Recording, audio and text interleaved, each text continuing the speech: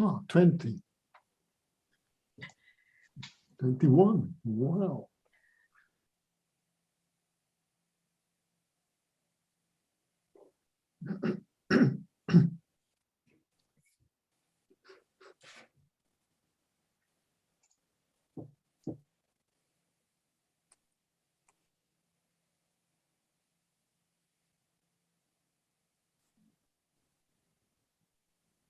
Just give it a few more minutes in case anybody else decides to log on, and then we'll start. We'll probably having late dinner.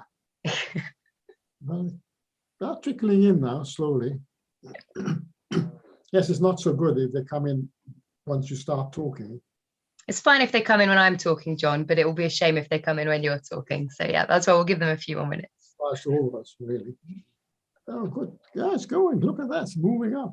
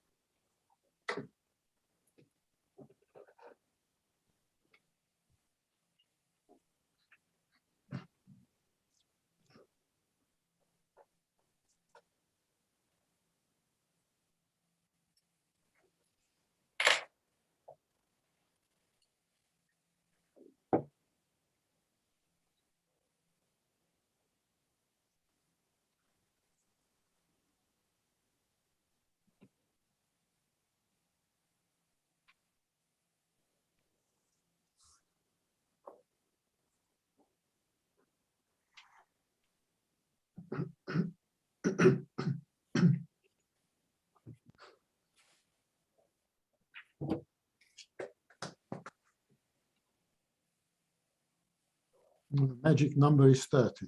So okay, we'll see if we hit 30 in the next minute or so, and then we'll start.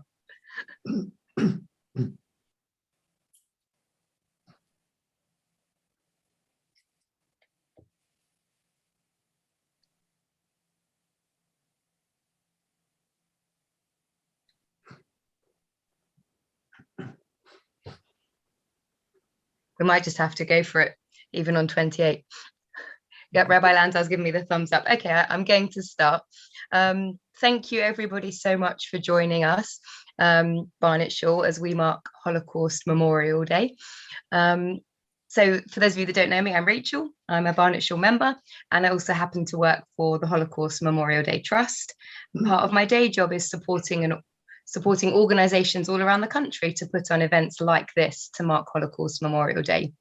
And we work with schools, cinemas, libraries, prisons, churches, mosques, anybody and everybody to support and encourage them to mark Holocaust Memorial Day. So I thought I better make sure that Barnet Shaw marks the day as well. For those of you that don't know, Holocaust Memorial Day was on Thursday, a few days ago. I'm delighted that we have got two very special guests to speak to us this evening. I've known John and Var for many years through working for the Holocaust Memorial Day Trust. They've both been very busy for Holocaust Memorial Day. John just told me that he spoke to Haringey Council this afternoon, more than 200 people in person. And if any of you have been involved in or watched any of the Holocaust Memorial Day footage, you may be familiar with Var and John's faces. Var was in the ceremony, which was live streamed on Thursday evening, and you can still see it if you go to our website, hmd.org.uk. It's still available for people to view, and I do recommend it. You'll see a little bit more about all the genocides that are commemorated on Holocaust Memorial Day. So you may recognize Var's face from there, and you may recognize John's face because he was featured in a photography exhibition that was started by the Duchess of Cambridge, and John's face was actually on Piccadilly Circus on the massive screens on Thursday evening, and that was filmed by BBC. So if you're watching the BBC News on Thursday evening, you might see his face, have seen his face. I don't really want to talk for any longer because I want to hand over to John and Var. They're each going to speak for around 20-25 minutes, and then Rabbi Landau will conclude the evening. So all that I'm going to say is that We are very privileged and lucky to hear from both John and Var. John is a survivor of the Holocaust, and Var is a survivor of the genocide that took place in Cambodia, which took place in 1975 to 1979. So I'm going to hand over to John and ask him to share his story with us. Thank you both for being here this evening. Good evening. Thank you, Rachel, very much for inviting me to talk to you this evening, just a few days after the Holocaust Memorial Day.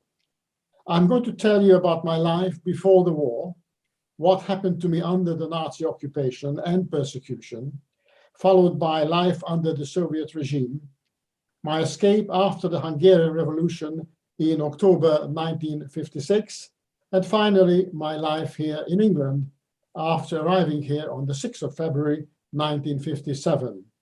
I will also tell you how I escaped death on several occasions, and I will try to do that in 25 minutes. Right, Rachel, let's start with the slides too.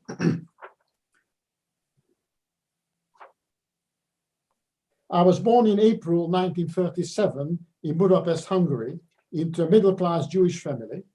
My grandfather and father were both directors in an insurance business, and my mother was a bookkeeper, and that's slide 3. I have no brothers or sisters. We lived a comfortable, peaceful, and relatively safe life in a part of Budapest, which was well known for the large number of Jewish families living there and had an active social life. Around 400,000 Jews lived in Hungary, of whom 200,000 lived in the capital, approximately 20% of the population of Budapest. And that's slide 4 now, on which you will see Hungary is a small country in Eastern Europe with a total population of 10 million, compared with London, which has a population of around 8.5 million. Right, slide 5, please. Due to the pressure from the popular far-right anti-Semitic fascist party modeled on the Nazi Party of Germany, the Hungarian government decided in 1939 to prohibit Jews from running their own companies. This was the first sign that the lives and movements of the Jews were becoming much more restricted. In 1941, Hungary entered the war allied to Nazi Germany, and in a remarkably short time, everything changed. Jews were excluded from all jobs like a journalist or lawyer or teacher. The Jewish anti-Jewish laws were passed in parliament and, for example, forbade marriage or sexual relationships between Jews and non-Jews and excluded Jews from going anywhere outside their houses like trains or cars. And that was the first opportunity for them to announce that more prominent anti-Semitism will take place. In 1943, labor camps for Jewish men were set up all over the country. And my father was taken to such a place. They had to undertake heavy physical labor and were given very little food. They were treated badly, some became ill, and many died. As a result, my mother, like many others in a similar situation, now had to look after me and our home on her own just when I was starting school at the age of 6. And that's slide 6. In March 1944, the Germans occupied Hungary with the collaboration of the Hungarian government and marched into Budapest. On the 5th of April, the Yellow Star Order was given. This meant that all Jews had to wear a 6-pointed yellow star on their clothing as a mark of identification, and that you see on slide 7, and resulted in constant abuse and even beating of the far-right Hungarian Nazi party. Well, I'll stop here for a minute because I found something which is very relevant. In 1222, at the Synod of Oxford, the English church leaders implemented decrees from Rome that forced Jews to wear clothing to distinguish them from Christians, to ensure that no Christians could marry a Jew by mistake. This is considered the precursor to the laws that forced Jews to wear the yellow star of David. The decrees from Rome also disqualified Jewish people from holding public office. These laws heightened anti-Semitic feelings and led to the first expulsion of Jews in England in 1290. In fact, Jews were barred from living in England until 1657. Something to think about. Anyway, back to my story. On the 15th of June 1944, we were ordered to leave our home and had to move into a designated yellow star block of flats, leaving our flat to a non-Jewish neighbor, hoping that he would ensure that no stranger was going to be ordered to move in. This was just one way to confiscate Jewish property. I was 7 years old.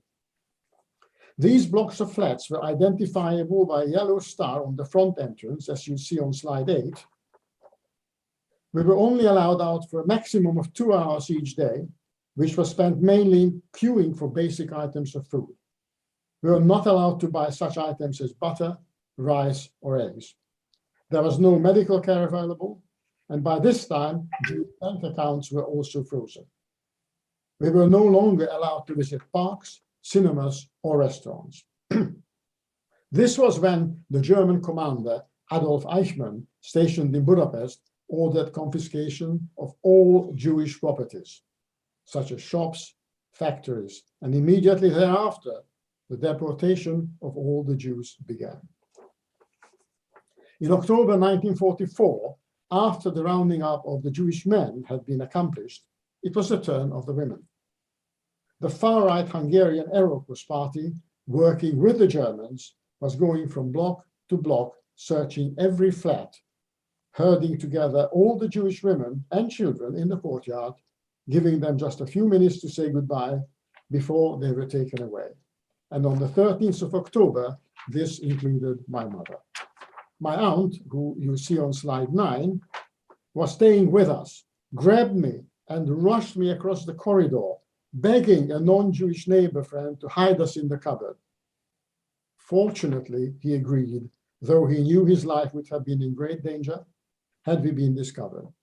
This is one day I shall always remember. During this time, my uncle and his family were in hiding somewhere else in Budapest. Looking back, who would have thought that I would live through German occupation, be persecuted for being a Jew, hide in a cupboard of a non-Jewish family, which unquestionably saved my life, while my mother was taken away to a concentration camp, that after hiding in an abandoned flat for some time, due to the more stringent searches, my aunt and I would be forced to go and live in the ghetto in the most inhuman conditions. And you see on slide 10, a recent photo. Of course, it didn't look like this at the time. The ghetto was a designated closed area set aside for Jews only, all non-Jews having been moved out. It was surrounded by a wall. The small number of gates were guarded by the army.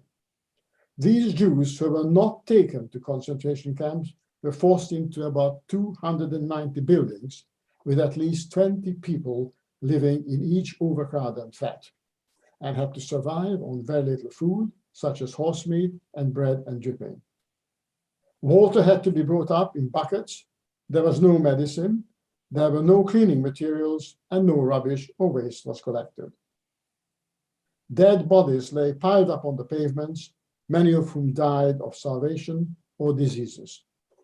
It was not advisable to go outside. At the same time, the buildings were under constant bombardment by the Soviet Air Force, and we often had to hide in the cellar. In fact, at one point, part of our building was hit and collapsed. And now we come to life under the Soviet rule, which is slide 11. By this time, the advancing Soviet troops had surrounded Budapest and were on the point of entering the capital. On the 17th of January, 1945, these troops arrived and freed us just minutes before the ghetto was about to be blown up by the retreating Germans. They found 3,000 bodies. The siege of Budapest lasted 100 days, and the town was in ruins. And this is another day I shall always remember. My aunt and I left in a dazed condition and entered a world we hardly recognized. All the bridges had been blown up. Most of the houses were damaged or on fire, or simply demolished. We found out from a surviving friend that my father and my uncle had escaped to neighboring Romania, where both Romanian and Hungarian were spoken, which had been freed by the Soviets weeks before Hungary was liberated. We had no choice but to follow them there, as we had lost everything. My mother told me later that when she was taken away, she was forced to march 30 kilometers a day, sleeping on the ground in the snow and given hardly anything to eat. Eventually, they arrived in Mauthausen, which was one of the major concentration camps set up by the Germans in Austria. Miraculously, she survived in unheated barracks with hardly any food or water in a camp infested by lice. She sustained several beatings, her ribs were broken, her teeth were smashed, she suffered dehydration and never fully recovered physically or mentally. She was eventually freed by the Americans on the 4th of May, 1945, being one of only 5,000 survivors out of a total of 16,000. She was taken to a hospital and after recovering was able to return to Budapest. She went to her original home, but of course the current occupants refused to let her in or give her back any of her belongings.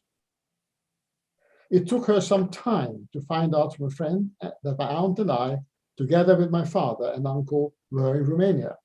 So she had no option but to follow us there. Her incredible return from the dead was a huge surprise and a source of great happiness to us, but it is also creating a great confusion, especially for my father, who believed that my mother had perished and had started a new relationship with another lady. When my mother arrived and found out what happened, she felt that she had no choice but to take me away and return to Budapest and divorce my father. So in August 1945, we had to start again. My mother managed to find a small bedroom, one-bedroom flat, found work as a carer, and I went back to school. By this time, the People's Democratic regime had been established in Hungary. This was in fact a communist dictatorship controlled by the Soviets. Everything, including the newspapers and the radio, was controlled by the party. There were spies everywhere, watching and listening. People who said anything against the party suddenly disappeared and were not heard of again. In school, we were spied upon and had no choice but to learn Russian. Life was hard. We had very little money and had to survive on basic, simple food, which was monotonous and unhealthy. There were no fridges or washing machines. We had to purchase and carry blocks of ice up from the market. We had an ice box in the kitchen. Wood and coal for the stove were stored in the cellar and again had to be brought up by hand. I could not go to university as I was from a middle-class background and was of course Jewish, as this was still a black mark under the Soviets. Not having a choice, I ended up going to the Highways and Railways Technical College only because I knew one of the teachers. It certainly was not what I wanted to do. This way of living could not go on much longer. People were fed up and were looking to find a way out. By October 1956, the Hungarian students had had enough. They gathered on the streets, made speeches, and marched to the Hungarian Broadcasting House. They presented a 16-point manifesto asking for the formation of an independent Hungary and free elections. This was mainly the reason for the subsequent uprising and the initial victory of the people on the 23rd of October 1956, followed by the brutal revenge of the Soviet army only a few days later. On the 21st of October, I was among 20,000 people who gathered in front of the building to celebrate a new beginning. The Soviet troops were, of course, aware of this. They approached the square and started shooting at people miraculously just a few minutes after I left. I found out later that over 300 demonstrators were gunned down. Pieces of clothing, shoes, and pools of blood were still seen everywhere in the square. This became known as the Bloody Thursday. And this is slide 14, and then followed by slide 15. This is yet another day I shall always remember. The fighting continued, but by the morning of the 4th of November, the Soviet troops were in control. Over 2,500 Hungarians were killed and thousands fled the country. The city was in ruins yet again. And now we come to slide 16, which talks about the escape and my life here. By now we heard that many Hungarians were escaping to Austria. After talking to my father and my aunt, I took a decision with my mother and friend that we had no future in Hungary, and the only answer was to escape to find a better life. Who would have thought that I would live through Hungarian Revolution in October 1956, and that I would escape with my mother from living under a barbaric communist regime with nothing but a small bag of food and my teddy, which I still have with me since I was 3 years old. And now we come to slide 17. And there you see him. I will never forget the journey to the border on the 21st of November, in the middle of a very cold winter, through the night, crawling through mud over canals, as you see on slide 18, avoiding tanks, searchlights, minefields, and border guards. I was lucky. Many others did not make it and were either captured or shot. Miraculously, I crossed the border into Austria at 2:30 a.m. after walking 25 miles. And you see slide 19 under the watchtower, which was unmanned. I, with many others, were welcomed by volunteers with hot drinks and food and shelter for the night. And this is another day I shall always remember. Next morning, I was taken by train to a refugee camp near Innsbruck, and you see that on slide 20, and had to rely on complete strangers to give me shelter, clothing, and food. After having arranged to be transferred in Vienna in January, I queued outside the British Embassy for days and managed to get one of the last permits to emigrate to England. We were given 2 hours to get the railway station and take the train to Ostend, Belgium, from where the boat was leaving to Dover, as you see on 21. On arrival in Dover on the 6th of February 1957, we were taken by train to Cannock Chase in the north of England and were housed in barracks in a disused army camp, as you see on slide 22, and that's with my mother. After a few weeks, I was moved to an old stately home near East Grinstead, where at last I could recover, but I knew that the next step had to be to go to London to start a new life. Who would have thought that arriving in this country in February 1957, age 20, with nothing, knowing nobody, speaking very little English, I would be accepted and helped to start a new life by various organizations, learn new customs, try to assimilate as quickly as possible, go to school again and study in a language I was not fluent in, and pass exams in English and still end up near the top of the class. Having finished school in 1959, I had to find employment and try to progress in difficult circumstances, and at the same time, find somewhere to live. I decided to try my luck in the hotel business, and who would have dreamt that it was possible to achieve so much by working all hours of the day and night. Eventually, after many years in various jobs in several hotels, including porter, kitchen help, slide 23, and waiter, slide 20, as a receptionist and in the sales office, I became director of international sales for one of the largest hotel companies in this country. I was in control of several overseas offices and sales teams. I made over 160 sales trips, traveling around the world, arranging for many thousands of overseas visitors to come to England and helping to increase tourism to this country. At the same time, I was appointed acting chair of the London Tourist Board, chairman of the Hotel Sales Managers Association, and received the British Tourist Authority's campaign medal for services to incoming tourism, as you see on slide 25. Who would have thought that I would settle down here in London and marry in 1972, and you see us on slide 26, and have a lovely family with 2 children and 4 grandchildren, as slide 27.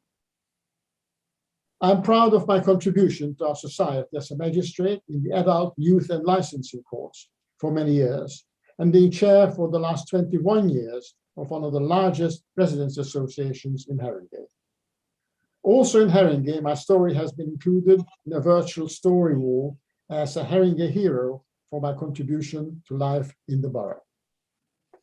I'm proud of my work with the Metropolitan Police, having chaired the local Safer Neighborhood Board panel for 10 years, from 2006, when it was set up, and chaired the Independent Advisory Group for 4 years, from 2007, as their first independent chair, advising 8 different borough commanders and superintendents on local issues, for which in 2010, I received an award as the most outstanding volunteer within the criminal justice system in Haringey, and in 2019, a Metropolitan Police Commendation for commitment and professionalism presented by the borough commander.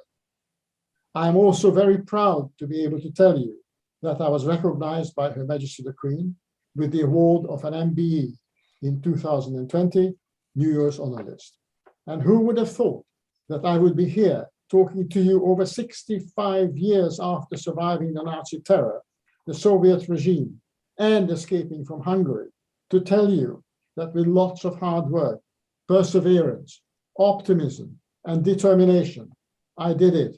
I succeeded. Thank you very much. Thank you, Rachel. Thank you so much, John, for sharing your story with us. No matter how many times I've heard it, it still chokes me up every time, and incredible. Thank you very much for sharing it. We know that it's not easy. I'd like to move on to Var now, and Var's also very kindly agreed to share her story with us. As I said at the beginning, Var is a survivor of the genocide that took place in Cambodia. Var, thank you very much for joining us. Thank you, Rachel, for inviting me to come and share my experience of the genocide of Cambodia. So I'd like to say hello to everyone. My name is Var, and I'm a survivor of the Cambodian genocide. Cambodia is a small country in Southeast Asia, sandwiched between Thailand and Vietnam. And the Cambodian genocide was led by Pol Pot, who was the leader of the Khmer Rouge. Khmer Rouge is a French word for Red Cambodian or Communist Cambodian. And the Khmer Rouge was responsible for one of the worst mass killings in the 20th century. They captured Cambodia on the 17th of April, 1975. And during their 4-year reign, they tried to take Cambodia back to the Middle Ages by forcing everybody, including children, into slave labor. And as a result of that, a quarter of the entire population dying from starvation, diseases, overwork, torture, and execution. Their aim was to establish equality in the country by abolishing money, social classes, capitalism, and any position. You don't have any position. You only have 2 sets of clothes, black. One to wear to work and one to spare, to wash. And before, and in reality, there's no equality. They turned Cambodia into an extreme state, communist state. Before the genocide, I was a high school teacher teaching French and English. I lived with my family in Phnom Penh, the capital of Cambodia. And my husband then was in Paris for his job. And my father, who was an army colonel, leading a regiment to protect the outskirts of the capital. My mother and my sibling was living with me. And we were not rich, but we had enough to eat and led a comfortable life. On that fateful day, 17th of April, 1975, seeing the Khmer Rouge soldier marching everywhere in the city, put a smile on our face. We were all very happy, and from every window you see white flag waving to welcome them. However, this euphoria only lasted for a few hours. The Khmer ordered everyone to leave their home at gunpoint without telling us where to go. Many walked out of their house with just a bunch of keys. With a few families, including my family, we were able to pack a small bag of essentials. Can you imagine the chaos? Millions of people in the street all at once. Every road, every street was packed of aimless and distraught people. Crying children, elderly and infirm people were mourning, and we all walking under scorching sun without water and food. They even emptied hospitals. They chased patients out of the hospital who could hardly walk, and some even still have open wounds from operation. We could see women delivering baby by the roadside, screaming for help. Elderly people sitting on the pavement weeping because they had been left by their family who could no longer physically carry them along. It was heart-wrenching. We also had to walk around decomposing corpses of the soldier who died during the fight. It was really a true life terror, horror. And that was just the beginning of the 4-year terror for us. We kept walking for weeks, sleeping by the roadside or in empty houses, surviving by scavenging food in abandoned shops, houses, fields, and farms, and drinking dirty water from ponds and streams. Eventually, the Khmer stopped us and assigned us to villages and forced us, adults and kids, to work as slave laborer in the communal farms. We dig irrigation canals, build dams, clearing out areas of forest to plant fruit trees. We had to work around 12 hours a day and were given only a bowl of watery rice porridge and salt to eat. As exhausted as we were in the evening, they forced us to attend session of the communist indoctrination. And during the rice planting season, we had to work harder. They would wake us up at 4 o'clock in the morning to go to the field and wouldn't let us stop until 6, 7 o'clock in the evening. And needless to say, during the harvest season, we worked double. We had to endure around 20 hours of back-breaking work, starvation, and mental bullying. I never forget the day that my hungry 6-year-old daughter was caught eating a small cucumber, which she picked from the field where she was working. They tied her to a tree and beat her with a stick. She was desperately crying for help. Mommy, mommy, mommy, help me, help me. Can you imagine? It was there right in front of me. And I could not do a thing to protect my little daughter. That excruciating pain I am feeling now, thinking about it.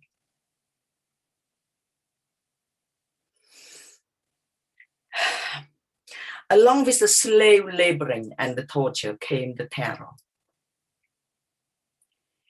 The Khmer rules would kill anyone who could not contribute or maybe educated or privileged, and of course, who were soldier or policemen.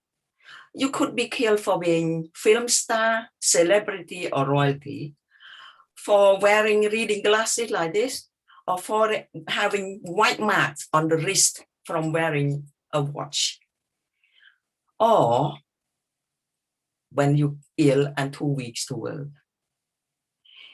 Even babies, elderly people, disabled people were targeted.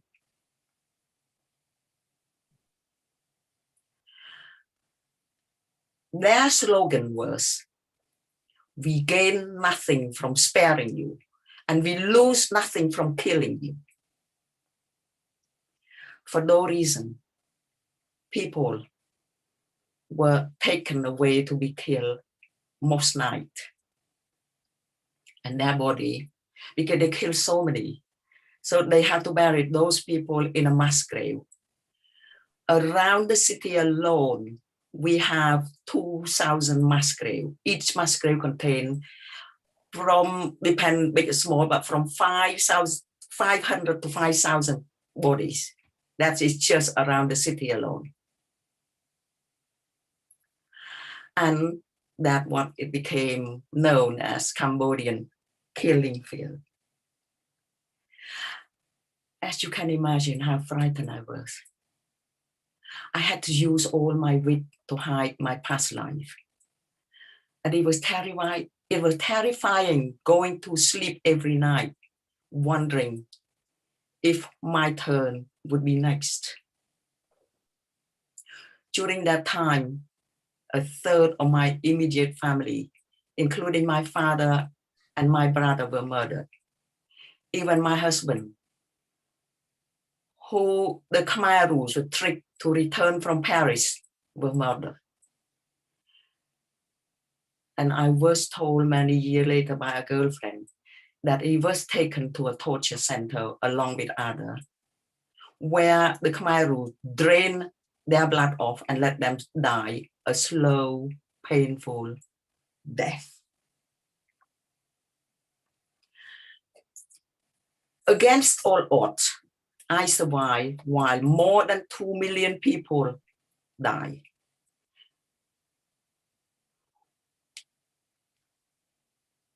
How did I survive? You may wonder. I always believe that under this extreme, savage, atrocious ruling, where you have no one to turn to, having faith of some sort helps. I am a Christian, and I sincerely believe that my faith in God helped giving me strength to cope.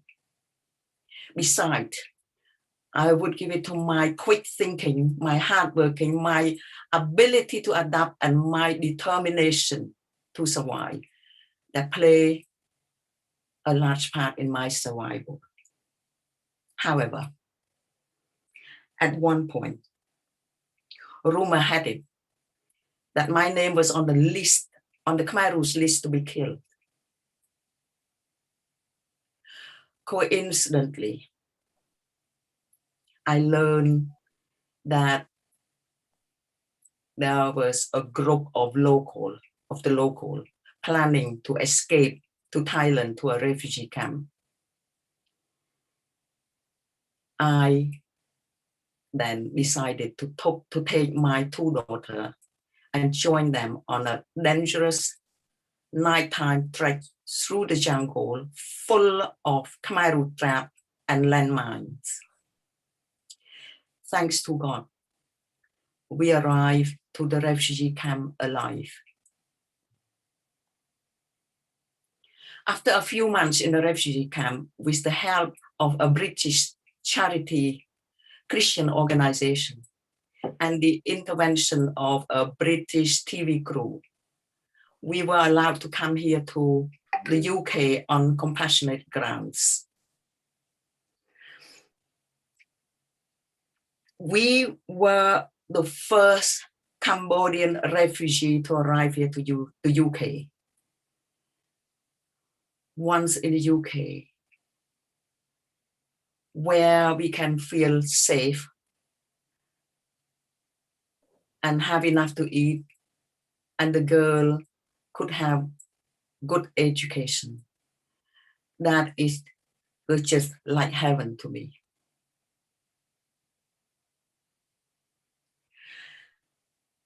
Finally, I would like to thank you to all the kind British people who helped us to rebuild our new life here. And at the end, finally, I would like to say a few words as to why I'm happy to be involved in the HMDT's work. Over the years, I have a concern over the young generation in Cambodia. In general, all the people who survive or survivor in Cambodia don't like to revive those painful memory of the Khmer Rouge genocide. For that reason, young people heard very little about the genocide. Some don't even believe that Khmer Rouge genocide really happened. The question was, how could, if they don't know how bad the genocide was or is, how could they recognize it? How could they even have any idea or try to prevent it from happening again? Of course, they can read about it in a book or, learn about it from history lesson.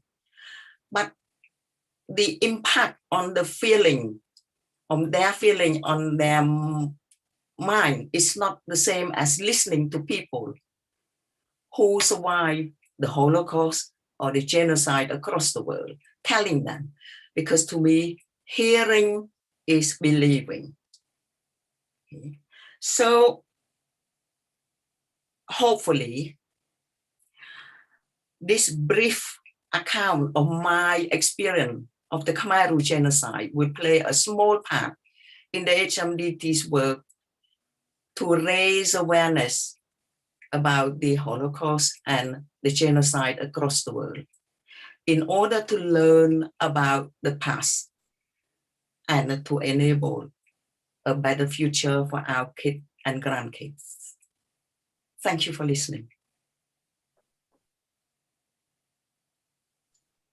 Thank you so much, Var. That was so moving and so powerful. And, similar to John, I've heard your story many times as well, and it never fails to get to me. And, especially when you talk about your 6-year-old daughter. I have a 6-year-old son at the moment, and it's just, we know it's difficult for you to share your story, and we are so grateful for you, for both of you, for talking to us this evening.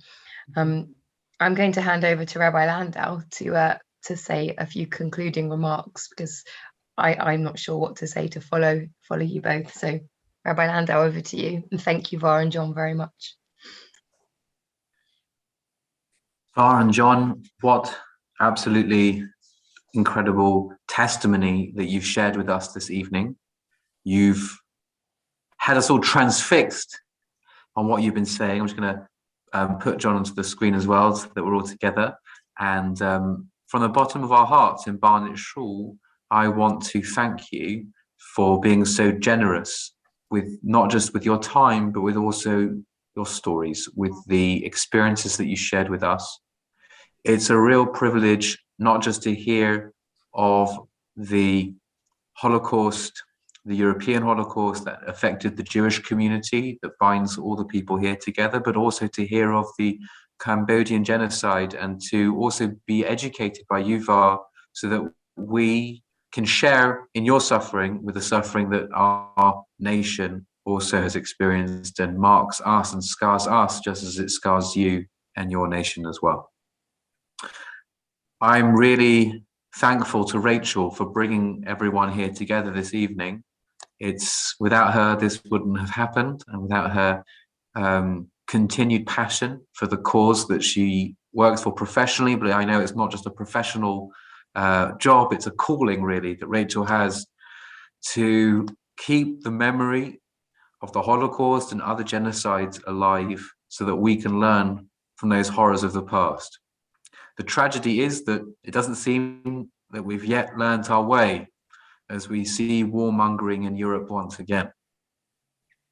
And my hope and prayer is that with times to hear from people such as John and Var, maybe that message can be spread more widely, maybe a call to arms for our common humanity, the decency of treating another with respect, with integrity, with love, will shine through to our governments and to governments around the world.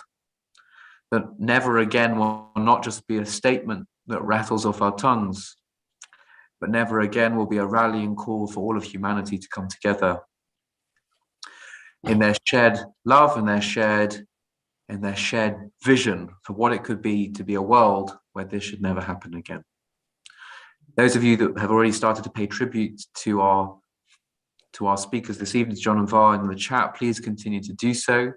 And you have a chance now just to unmute yourselves and just to say thank you and to pay your thanks to John and Var this evening. You're welcome.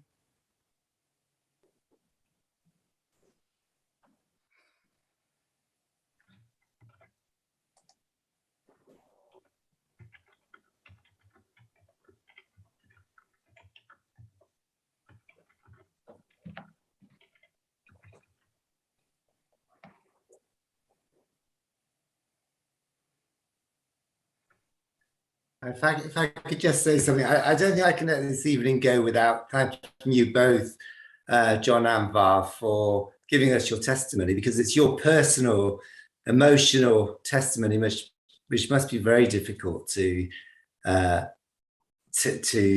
share with us.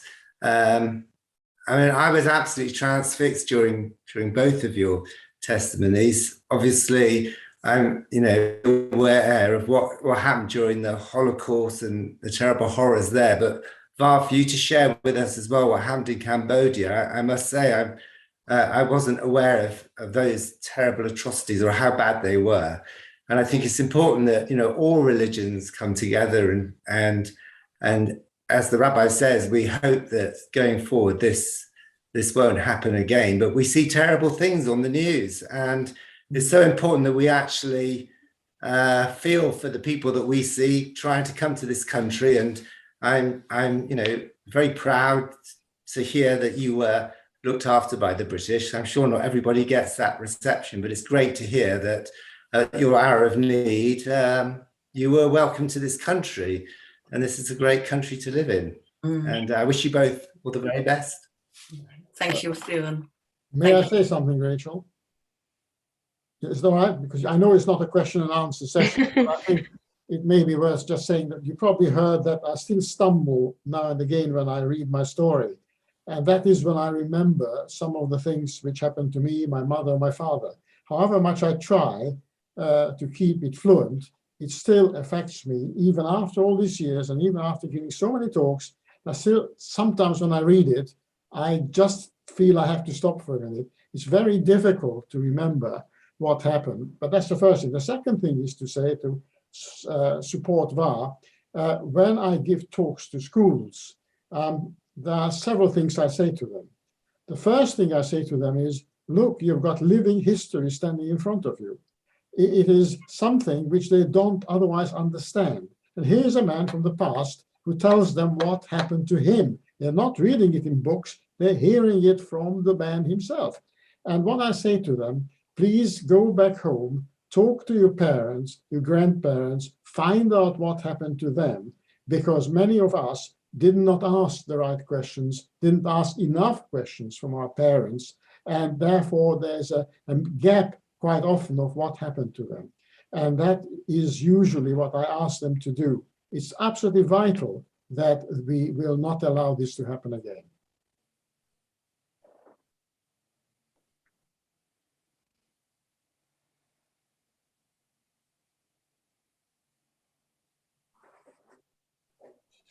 Just want to read to you some of the comments put in the chat. Thank you both, powerful and moving. Thank you very much, John and Var, for your time. Thank you for having us. Absolute pleasure. Thank you for sharing your memories, incredibly moving. Thank you much for sharing your stories. We'll never forget. Moving stories, shalom to all. We have a lot to learn from you, from your dignity and honesty. Thank you so much for the important work you do, teaching everyone about the atrocities you've been through. Wonderful words. You are both inspirational people. And our chair says, as chair at Barnet Shore, I cannot tell you how grateful we are and how privileged we feel to have had you address us. Such important stories to share. Thank you, thank you. I'd also like to thank Rachel. Having you as a Barnet member is something we're all proud of. Thank you.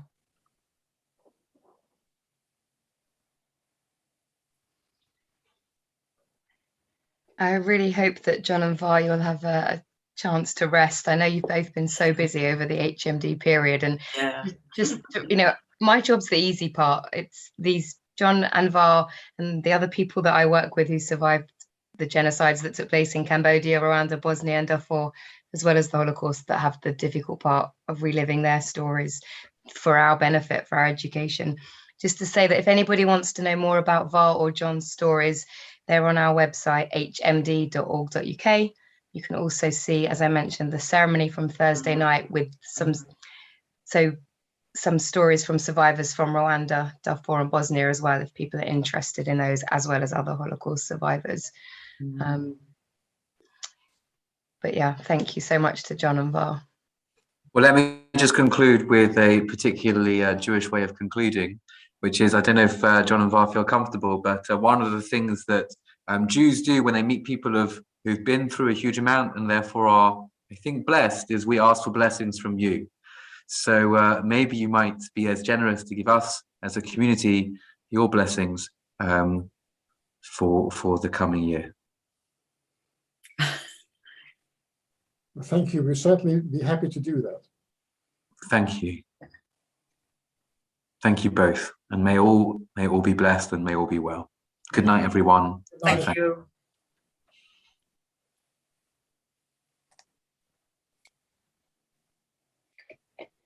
Rabbi, say night-night to Ezra from me. Bye. Feel good.